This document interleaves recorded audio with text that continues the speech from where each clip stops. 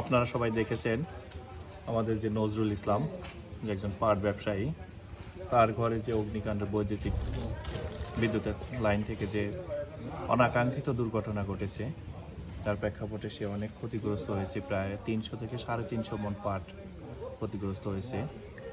এখন আমরা আপনাদের সাথে নিয়ে আবার এইখানে যারা ব্যবসায়ী আছে সবার সাথে নিয়ে একটা কাজ করবো, যে বিদ্যুৎ অফিসের সাথে কথা বলে যে সমস্ত জায়গায় এরকম ঝুঁকিপূর্ণ তার আছে সেইগুলো আমরা যাতে একসাথে যদি সবাই মিলে কাজ করি, তাহলে দেখা যায় ওই ঝুঁকিপূর্ণ তারগুলো আমরা সরাইতে পারবো, বা আগামী দিনগুলোতে এইরকম অনাকাঙ্ক্ষিত দুর্ঘটনার মুখোমুখি যেন সালথাবাসী না হয়, সেইভাবে আমরা সবাই মিলে একসাথে কাজ করব এবং সামনের দিনগুলো আরও আমরা সতর্ক হব। আরেকটা বিষয়, সামনে যে আপনারা জানেন এখন চৈত্র মাস, বৈশাখ মাসে এই সময় রোদের প্রখরতা বাড়ে, বিভিন্ন বাড়িতে অগ্নিকাণ্ড দুর্ঘটনা ঘটার সম্ভাবনা থাকে।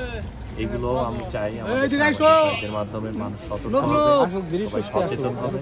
একটা সচেতনতা আমাদের সারা জীবনের অনাকাঙ্ক্ষিত দুর্ঘটনার মুখোমুখি হওয়া থেকে রক্ষা করবে। দেখি আপনাদের সাথে কথা বলে, ব্যবসায়ীদের সাথে কথা বলে, বিদ্যুৎ অফিসের সাথে কথা বলে কিভাবে আগানো যায়। আমরা নজরুল ইসলাম একা নয়, আমরা সবাই তার সাথে আছি। সে যেন সামনের দিনে তার ব্যবসায় সফলতার সহিত আবার পরিচালনা করতে পারে, সে যেন ঘুরে দাঁড়াইতে পারে। সার্বক্ষণিক যোগাযোগ রাখবেন, আমরাও যোগাযোগ রাখবো। ধন্যবাদ।